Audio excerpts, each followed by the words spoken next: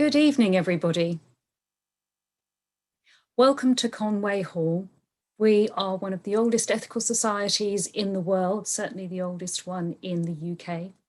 And this evening, we are going to be talking with Dr. Shola Mos-Shogbamimu about her latest book, This Is Why I Resist. Dr. Shola is a lawyer in the jurisdictions of both New York State and England and Wales, which was quite unusual. She is very highly qualified. She seems to take degrees for leisure and for enjoyment, for the enjoyment of the education. Dr. Shola, are you there? Hello? Hello, hello. Hello. We've all heard of the 3 degrees, but you have considerably more than that, don't you? Yeah, I'm a sucker for punishment. Let's just say that. I'm a sucker for punishment. I enjoy studying. I do. I think I've done my bit of the classical going into class study. Now I'm just a life student.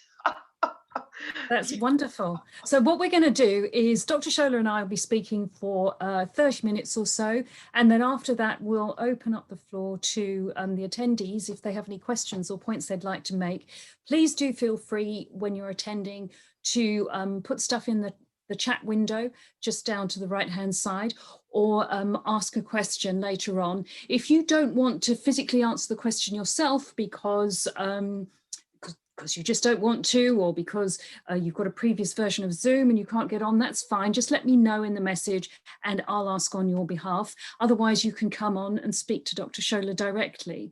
So thank you very much for coming to Conway Hall. Why did you write This Is Why I Resist? I think to start off with, it's really important for me as a Black anti-racist activist to delve into this issue of systemic racism, because it's clearly not going anywhere fast. If you and I are still talking about it in the 21st century and Black people and ethnic minorities are still experiencing it, it means that the conscious intention to eradicate the roots of systemic racism, to eradicate the cause and causation of it, isn't really there. And we need people to be actively anti-racist. And that is one of the key reasons. Because look, I engage in a lot of debates, right? Public debates, private debates on many ongoing issues. And I find that particularly when it comes to race inclusion and racism, the conversations get so hard for those who are experiencing it and for those who are rejecting it and saying it doesn't exist. Now, the problem is not that it's hard. It should be hard because it is uncomfortable for those who are living it. It's a lived experience. But some people expect that. But no, we should find a particular way of talking about racism that makes me feel comfortable. I don't want you to make me feel guilty. I don't want you to make me feel like I'm the one in the wrong. This isn't about you. This is about the issue, the system. This is about what you and I are going to do to bring an end to this racial inequality and racial injustice. And yes, that means having very uncomfortable conversations, especially we need to clear the cobwebs in some people's heads. So what this book does is to really delve into what does racism look like today. It's not just what is racism, but how does it manifest in people's understanding. And so this book literally, it blows the lid off the indefensible rhetoric on race, racism, race inclusion. I draw from ongoing conversations online, headlines from our mainstream papers, I draw from divisive political rhetoric to show people this is what we're dealing with. Racism isn't about using the N-word. It's not just about using the N-word or, I don't know, holding burning crosses. It looks different in different ways. And if you don't recognize it, how can you possibly be part of it? I was going to say that because I imagine an awful lot of people would be thinking, well, but I'm not racist, therefore how can it be going on? And presumably you want to make them more aware of a sort of larger structural issues for which they are not personally responsible. Right. So I think okay, so as far as I see it, there are different parts to this conversation. Yeah. This is not about holding white people responsible for what white ancestors did. No, right? That's not it. But the point is, there's a legacy from what started off hundreds of years ago. And white people today benefit from that legacy. It is that legacy that continues to it continues to enforce white supremacy. So as far as I'm concerned, racism is not just a black people problem, it's a white people problem. And we have to work together, white, black, brown, people of all ethnicities, and say we must eradicate this because the cost to lives is real. What racism does and what white supremacy does is to deny an equal value of life and liberty to black people and ethnic minorities. So, I mean, this is a really simple example. Deborah, you and I walk into a store at the same time. I don't know, maybe it's Marks and Spencer, God knows where, but we walk into a store, right? There's nothing written on our foreheads about who we are, what we earn, what we've accomplished, nothing, nada, jack, right? But you know that 99.9% of the time, if the security officer was going to follow anybody, it would be me. So what is it about me that stands out from you? You're not both women, but we know that there are negative stereotypes attached to black people, to ethnic minorities, non-white people. And this is a direct legacy of slavery, of colonization, of the dehumanization of the black identity. That's just a simple example. So what I try to do with my book is I challenge the notion of reverse racism. So you get some, not all white people, some white people who go, oh, black people are racist. No, they're not. That is not racism. This doesn't mean that white people don't experience prejudice. It doesn't mean they don't experience bias, but they do not experience systemic racism. That is period. That is exactly what we're talking about here. And that it's important to recognize it. So I challenge that notion of reverse racism. I deconstruct white privilege. You have people who say, well, how can I have white privilege as a white person when I work 70 hours a week, I am poor, and they name all kinds of inequalities or oppression they experience. But none of those inequalities or oppression is because of the color of your skin. That's the difference. So black people and ethnic minorities will experience the same inequalities, but on top of that, they experience the inequality that comes from being black, because that gives them less opportunities, less outcomes, in more unequal. If the best way to describe it is all of these inequalities intersect in a way that for white people, it does not. And this is not about pointing fingers and go, well, Deborah, do you see what you've done? No, of course not. This is about saying, Deborah, how are you going to be part of the solution, not part of the problem? How are we going to work together to be part of the solution, not be part of the problem? And so what I try to do with the book is to highlight how these conversations we have has reached such a point where it's just so divisive, right? You have people who accuse black and ethnic minorities of playing the race card. Every single time a black or ethnic minority share their lived experiences, do you know what it takes for a black person or ethnic minority to share their lived experience, knowing that it would be called out as a lie, knowing that they would be denied, knowing that they could potentially be shamed or even lose their job or be seen as all kinds of stereotypes. It takes a lot. And then we're accused of playing the race card. And I'm like, hold up a second. We get no benefit. There is no benefit from talking about your experience.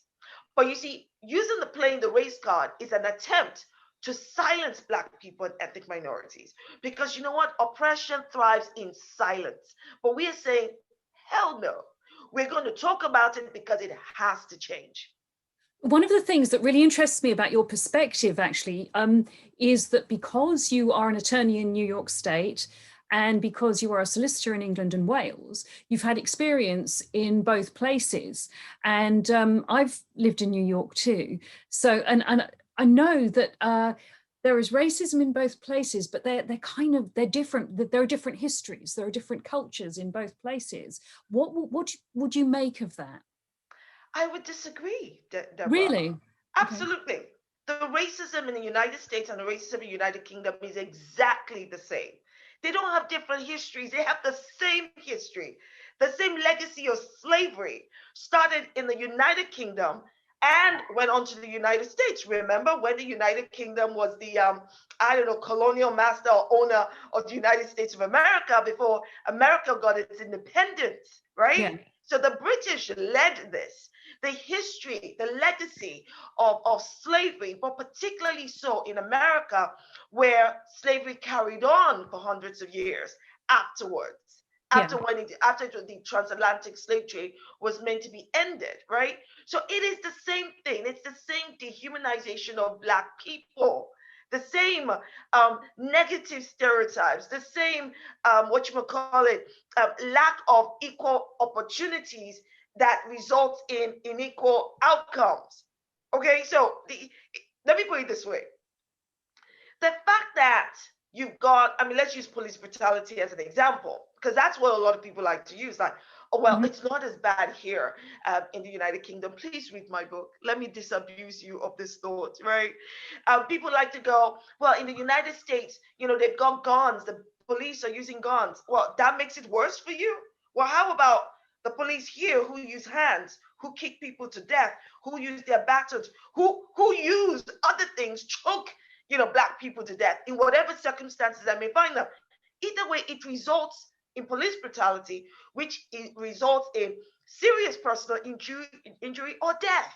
Please read my book. I was thinking more of the fact that I think Britain as an empire managed to export an awful lot of its misery. So while slavery wasn't a sort of a legal concept in England, nonetheless, it was a legal concept all over its dominions. And so an awful lot of the Black community in England at the moment are economic migrants from the Windrush, those kinds of eras, whereas people in the United States are literally the offspring of people who ancestrally, almost within living memory, were actually slaves.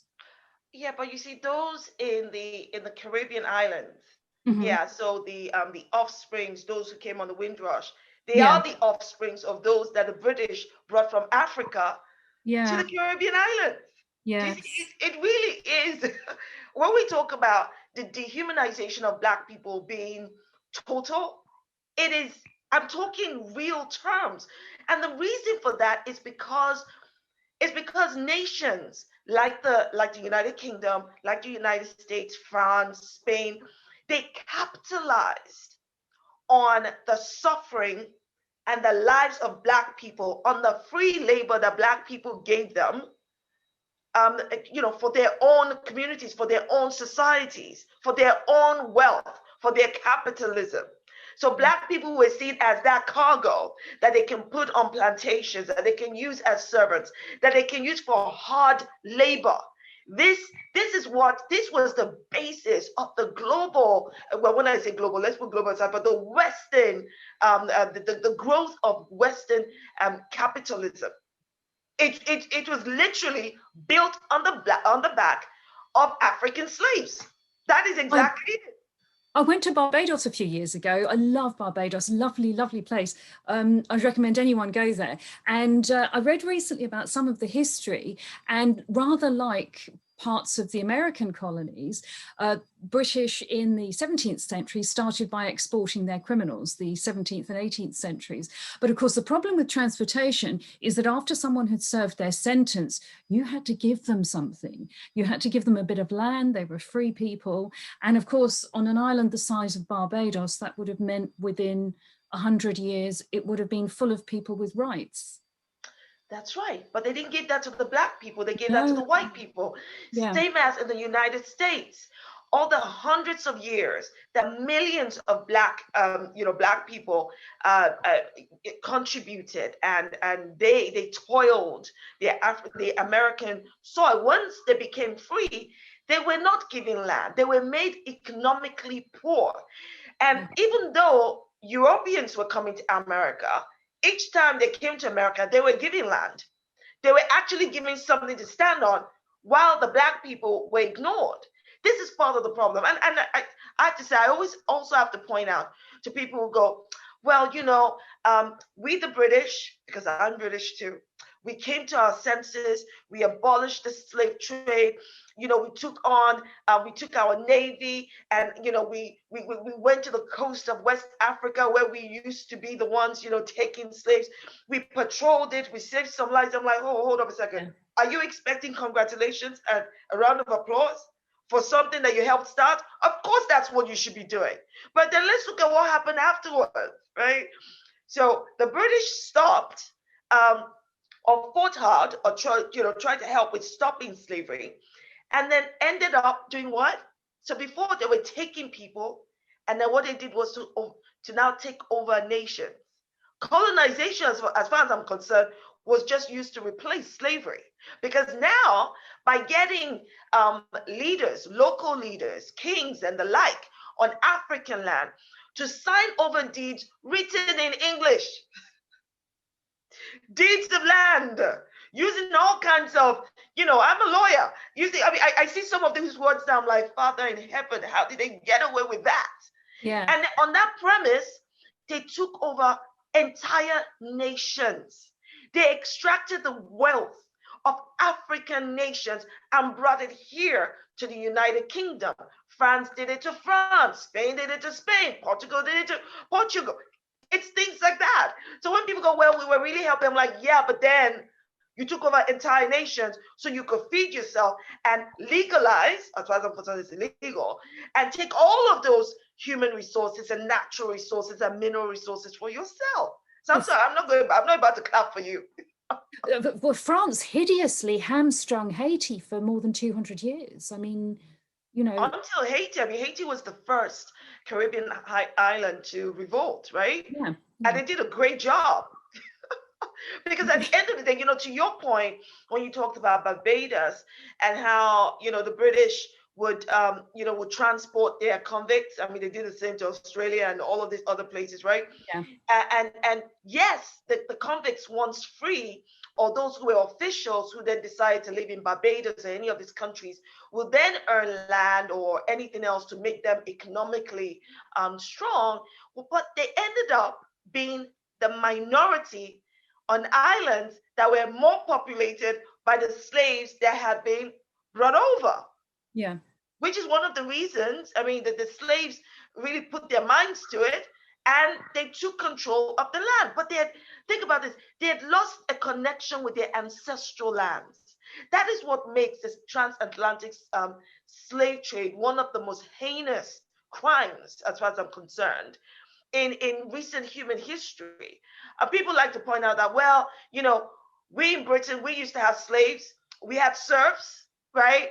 We had slaves, we had serfs. Africa also had slaves, but people were not disconnected from their ancestral land. They always knew where they came from, and if they choose to, if they had worked out their time as slavery or bought themselves their freedom, could go back home.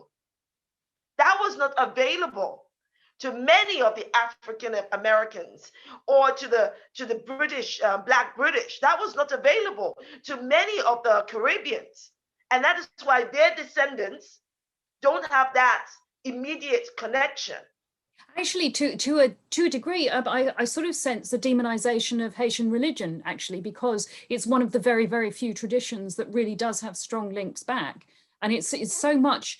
it's regarded, or it has been, I mean, until they've got some decent anthropologists in there, has been so much regarded as the other, rather than being Christianized and recognizable to colonial powers. Well, look, definitely when it comes to religion, different faiths, yeah, there are many, there are a number that exist outside Christianity and Islam. So for instance, in a country like Nigeria, we have a good balance between Christians and Muslims, but we also have what we call traditionalists. Yeah. Those who believe in the traditional deities or gods with a small g. You might even find Christians and Muslims who all still refer to those traditional deities. So, but those are, again, because they're already in their ancestral home, they have that connection.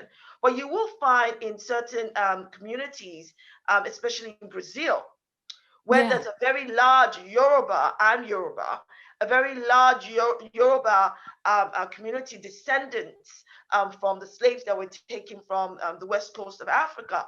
They kept a lot of their faith, their religion, their language. They kind of try to keep that for as long as possible. So what are the key things that we can do? What are you saying in your book that we need to do? Okay, so first of all, I think it's really important, if anything, for us to understand that 2020 was a year that kind of like, it blew the lid off any form of suppression, because you could see that people were talking in a way they'd never spoken before. That when George Floyd said, "I can't breathe," and I talk about this in the book, when he said, "I can't breathe," his words powerfully resonated, because our ability to breathe in plain sight is constricted. And it is constricted politically, economically, socially. I delve into all of that because, you see, I need people to understand what this looks like. Can we breathe, please? So that when you come across it, you go, I've heard about this before. And then I want you to start thinking about, what am I going to do? It's important to be an ally. So, white, black, brown, let's work together. Because I am very passionate that every expression of hate must be ended. So the same advocacy, resistance, the same energy that I use to fight racism is what I'll use to fight anti-Semitism. I'll use to fight Islamophobia, because I don't need to be Muslim to understand what hate looks like, and I don't need to be Jewish to understand what hate looks like. It's bad, period. And if it's happening to my Jewish sibling, it cannot be happening in my presence. And I need people to have that kind of understanding. I need us to say, okay, what don't I know? What is it that I don't know? And then I want people to take the responsibility of knowing more. So whether that comes from reading books, watching documentaries, or having conversations with people you feel safe with people you feel like, if I say this, they're not going to judge me. Because I know what it's like out there, that sometimes when you say the wrong thing, people immediately cancel you and go, oh, look at her, aren't you this, aren't you that? But you are just trying to clear the cobwebs in your head, right? And I think that's fair enough. So find somebody you feel safe with, who knows you, that you can have real conversations with. But I also point out in my book the danger of talking to some people. So I talk about racial gatekeepers. Racial gatekeepers are the token Black or ethnic minority who will sell their race for self-preservation and self-promotion, period. You can read my book and find out why. Okay, well, we all have to have a USP, I guess. So there are people who are misusing their USP. Exactly, I think so. Now, there will be some people listening right now who go, well, Shola, actually, I don't think that's fair, because everybody's entitled to a difference of opinion. I'm not talking about a difference of opinion. You and I can have a difference of opinion, right? That's fine.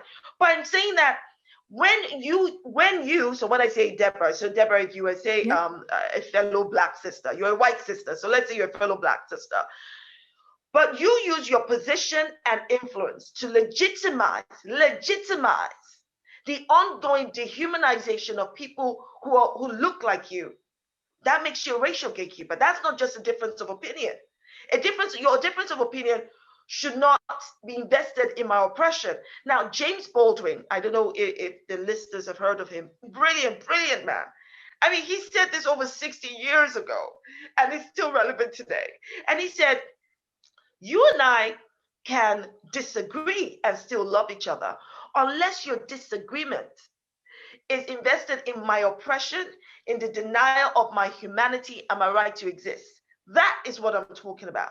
Because I think, right, as much as I want to progress, I want you to progress, but if me progressing comes at the cost of me advancing policies, pushing, it could be in the workplace or at schools, that make people like me go backwards, that makes me a progress blocker. That's a problem. Because then I'm saying to the racists, you're okay. Because the racists are going to jump on what I'm saying, going, oh, well, if Shola said it, Shola is black, she knows what she's talking about. So clearly we are not racist. We all have a responsibility. I mean, and I use the opportunity in my book as well to talk about white allies. We have had white allies on this issue of eradicating racial injustice and racial inequality. Some of our white allies have even lost their lives and liberty fighting for what is right. The problem, like in many things that is systemic, is that they were the lone voices. They were lone voices in a system that thrives on denying Black people and ethnic minorities an equal value of life and liberty. So I say, to be a real ally, I need you to get on point. I need you to be consciously intentional. I need you to understand that you might make mistakes along the way. That's okay. What's not okay is for you to sit on your mistakes and do nothing about it. What you're meant to do is go, oh, okay, I didn't know that. All right, we know better now. Let's move forward. Let's keep going. I mean, there's some issues that I'm passionate about. LGBT cause, the trans rights cause, fighting anti-Semitism. But there are going to be things about these causes that I don't know. It is my job, my responsibility to educate myself, to ask questions, to, with my friends in the Jewish community, in the LGBT community, okay. I remember asking a friend of mine, a fellow activist at the time, and I asked her to just explain to me the difference between queer, the term queer, because I said, growing up, queer meant gay. It was just used interchangeably with gay. But that now I'm finding that it's used differently. That, please, what does that mean? And she explained it to me. That I shouldn't feel afraid to ask a question, because how else am I going to learn, right? Yeah. And she explained that to me and then explained all these other classifications. But this is how we grow. This is how we support each other. And that's what I want us to do. It's how we learn. Exactly. You do. You do a lot of media. I've seen you. I've seen clips on YouTube of you and things like that. What are you getting asked about at the moment? Well, a lot of topical issues. This morning I was talking about Harry and Meghan. That's really drawn a lot of fire, that subject, hasn't it? Lord, give us strength. Honestly, it's like I honestly think so. People don't have better things to do with their time, because now people are throwing their toys out of a pram, demanding or suggesting that Harry surrender his right to the throne. I'm like, why? Yeah. The Queen has lots of people in her line of succession who have royal titles, who are not working royals, and they have careers. So I'm sorry, why exactly are you so angry with Harry that you want to punish him? And of course, I talk about things like, and I talk politics, I talk Boris Johnson, I talk US politics, Donald Trump, Joe Biden, I talk Brexit. So those are the kind of topical issues as they arise that I discuss in the media. What do you make of Donald Trump and the effect he's had? How much time do you have, Deborah? Because I'm ready to get into this. Honestly, I mean specifically in relation to racism, because it's a bit of a mixed bag there. Donald Trump was the white supremacist in chief, period. He was the face of white supremacy. He was the enabler, the aggravator. He was the instigator of division, especially racial division.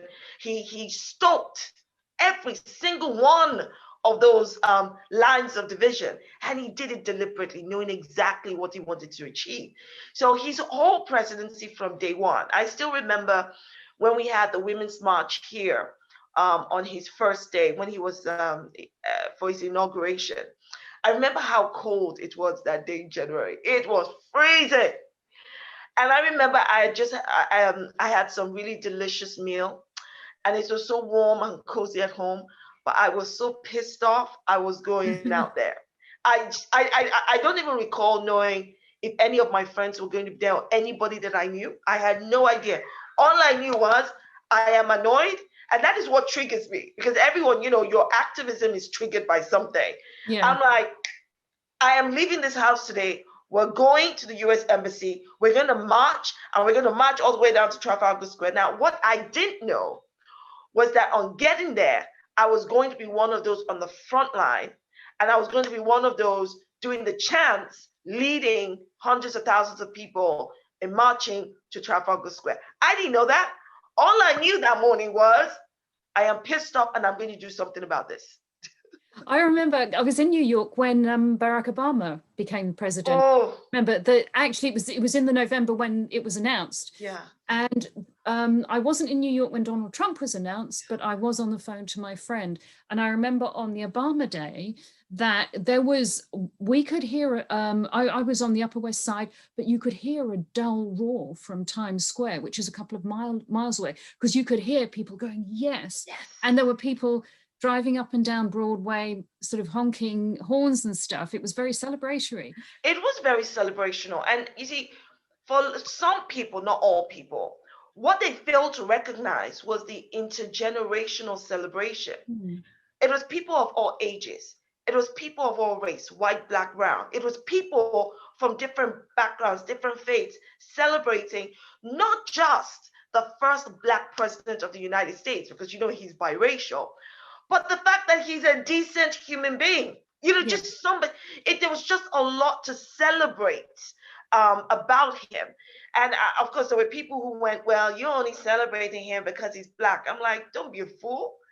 Yes, I'm Black, but I'm not going to vote somebody simply because they're Black. That's not a reason. Did you not go to school? I would like to think I've got some modicum of intellect and that I apply it.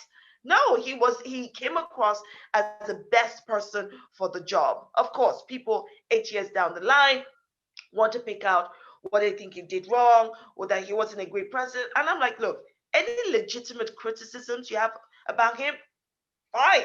Everybody, that is what democracy is about. If it's legitimate, if it makes sense. But this is one of the reasons I wrote the book, because I talk about the rise of white identity politics, the way that the likes of Donald Trump and Boris Johnson have used white identity politics to drive division. When you think about issues like Brexit, when you think of issues like America First, it's all rooted in white nationalism for a reason. For a reason. They go, oh, it's patriots. I'm like, no. You're using the word patriotism to cover something that is rooted in white nationalism. And white nationalism is about white supremacy. That's what it's about. And the fact that you see this, a few scatterings of Black people or brown people in there doesn't make it right either, because they're definitely in there for their own self-preservation and their proximity to white supremacy and what they can benefit from it. No, that was actually what I was going to point out about Donald Trump, was that he did have people of ethnic minorities who supported him, both close to him and sort of in the crowd, but it didn't mean that he was doing the job for them. No, he most definitely wasn't. This is why I talk about racial gatekeepers, and I explain why in my book. And that it's so important for us to be able to identify, and understand the role that we all play in society. What do you have? We all have hope in our hearts. How much optimism do you have, given that we've had in 2008, we had a massive financial crash. We've had globalization. The future looks rough. I mean, it looks tough from a financial point of view, and people tend not to be kind to each other under the roughest circumstances. I don't think anything has changed. I think you and I are probably talking in this 21st century in a way that our parents were probably talking in the 20th century. That's the reality. History has a way of repeating itself.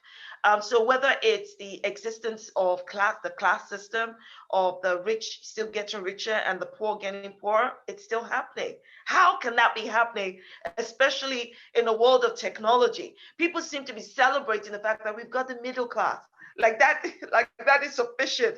Even with the middle class, the working class, and then those who may fit under the working class are living from, how do you say it, from paycheck to paycheck, and some not at all.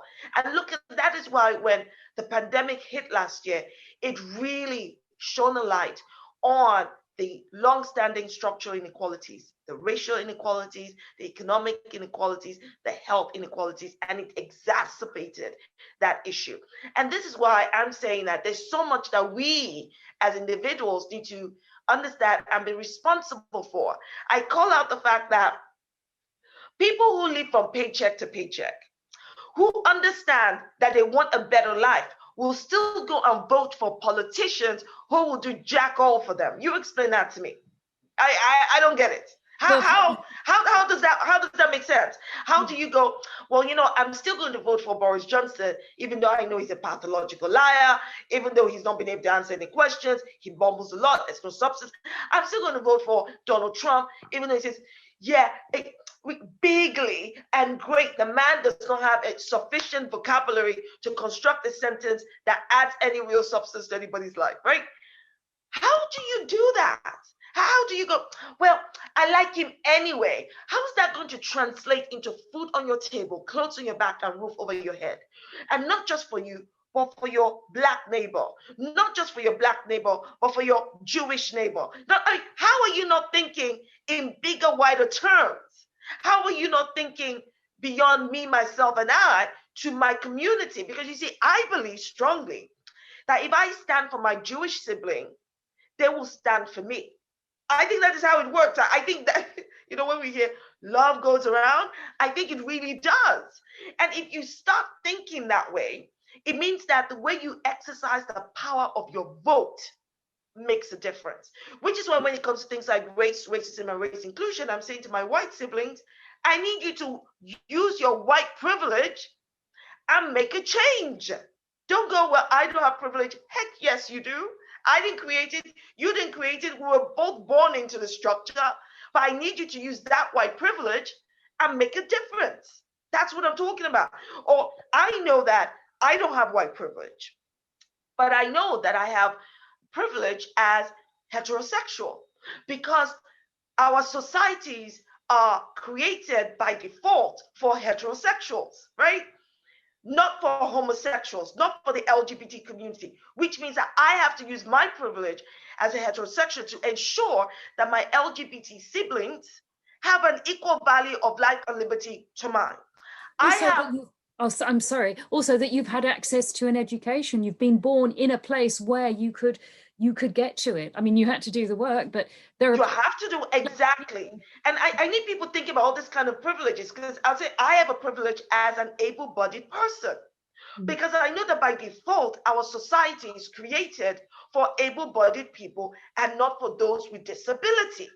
That's how it is. You and I know that. So it means that those of us who are able-bodied, we have a privilege.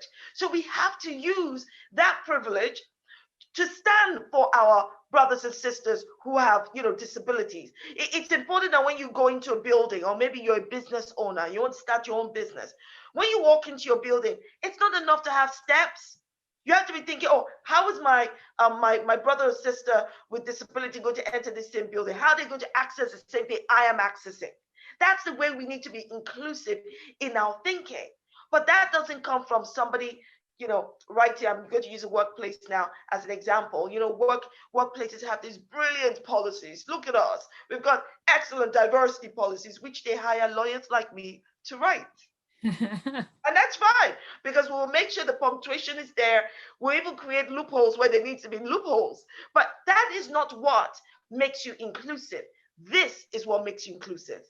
So if you don't start being diverse and inclusive in your personal life, how the heck are you going to be that when you get to work? It's not going to get any bigger. Tell me a little bit about, you're the founder of the Women in Leadership publication. Tell me about that. So the Women in Leadership publication, basically it documents and highlights the personal leadership journeys of women and men too, because I believe men are feminists, and the word feminist is gender neutral. And the reason that I did that, one of the reasons I did that is because I kind of feel like women, we don't talk. Like, Deborah, you might talk to your clique. I might speak to my clique, your close friends.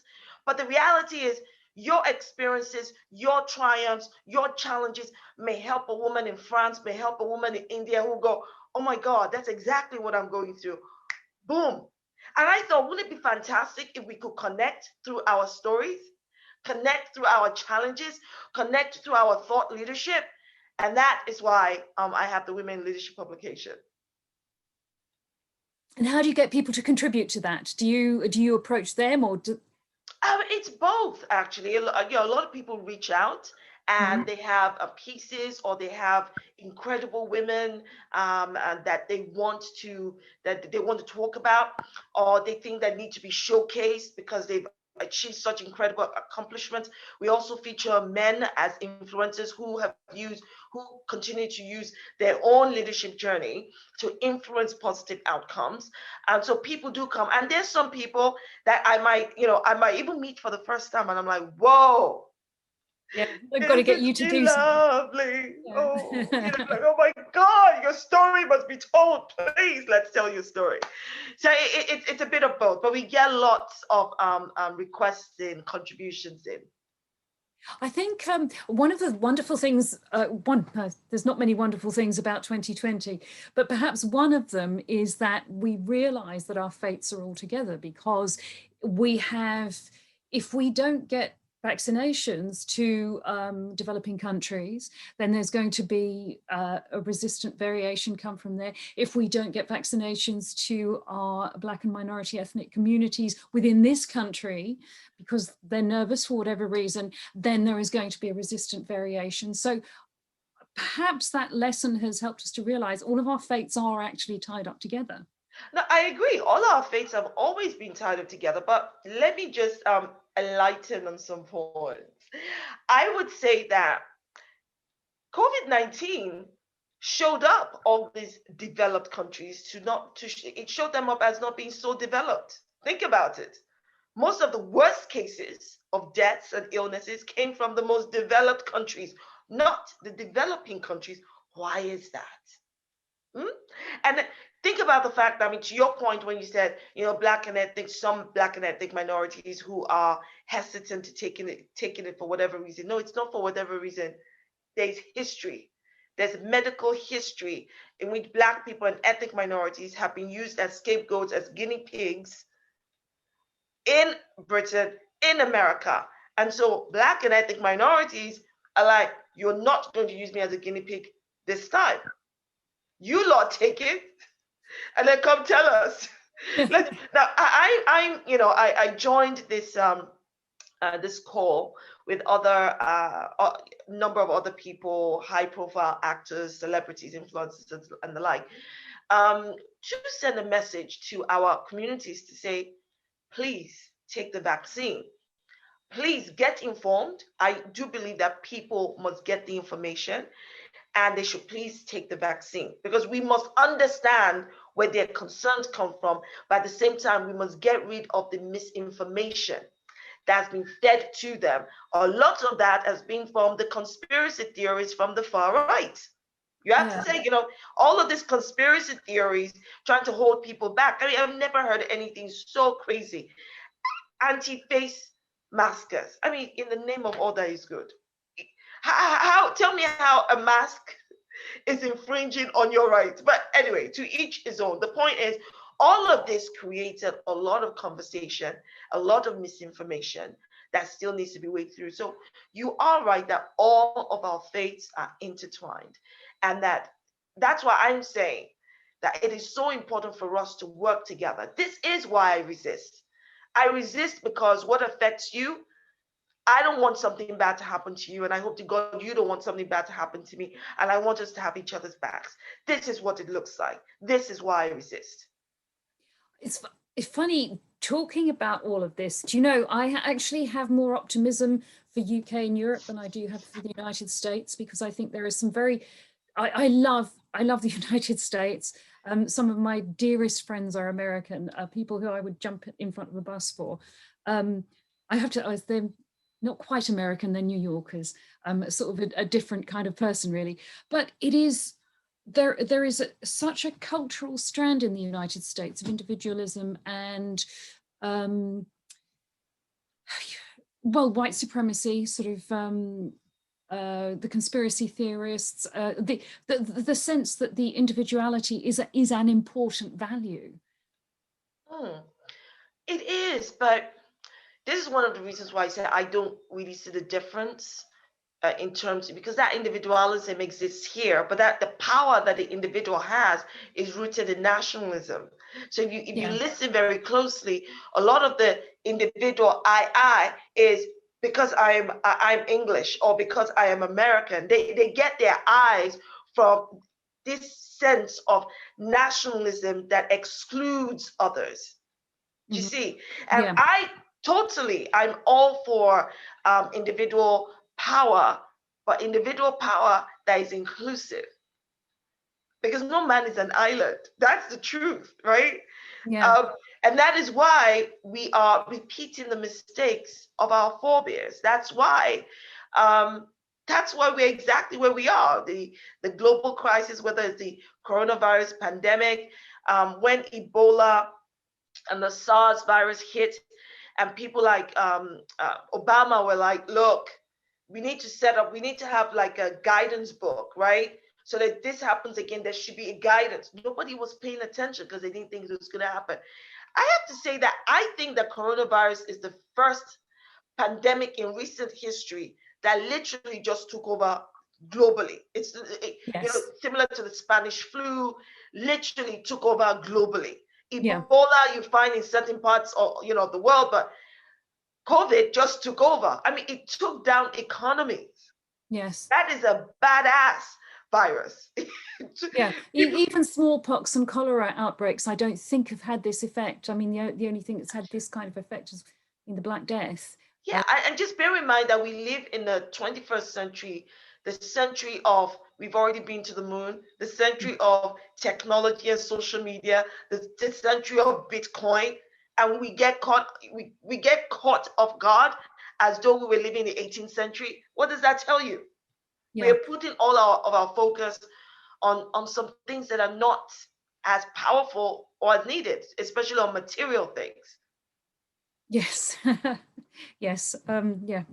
Buying lots of pretty things. So we're kind of getting towards the last 10 minutes of the talk. So what I'd really like you to do is to leave us with kind of like a 5-point toolkit of what we should do based on your book. If we were to do 5 things, if we were to live 5 ways, what would they be?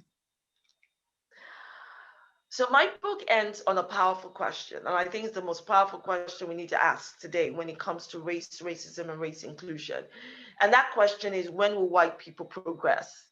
And when I ask that question, this is not about white people who are not, I'm not talking about white people who know what's what, who are not racist. They know what's what. They're already actively anti-racist. I'm talking about that progress that requires the eradication of systemic racism that is rooted in white supremacy. So what I would like to see is more of what you and I have been talking about, where people engage in a way that it is your issue is my issue, your joy is my joy, your triumph is my triumph. And that means people taking individual responsibility in their learning. This is why I said earlier that it is so important for us to understand that diversity and inclusion starts at home. It doesn't, right? And it's what you start personally that you're going to show and demonstrate to the rest of the world. So that's one. 2, I would love for people to really, and when I say people, I'm talking about all, I'm talking about white people, black people, brown people. I need us to continue to dig deep. There's still going to be things that will happen. I don't think, I would love things to get better overnight, but I would not be surprised if there's still some George Floyds that will happen. Mm-hmm. And it's so important for us not to give up. It is so important for us not to feel like, oh, what's the point? We can't afford to do that, because those who went before us fought the good fight so that we can continue to fight. And at the same time, I say to my white siblings, this isn't the time for white fragility. This isn't the time for white fatigue. We are not interested in black squares where you go, oh, look at me. I posted Black Lives Matter. Hoo-hoo, check me out. Don't I just support my people? That's not what being an ally is, okay? Because that is problematic. That is performative allyship. So what I'm saying is you have to be ready to be part of this cause 24/7, because Black Lives Matter is not a hotel you can check in and check out of. And just in case there are those who are going, but Black Lives Matter is it's a political organization, it's Marxist. Please, people, no, that's not what I'm talking about. The movement. I'm not talking about a political organization.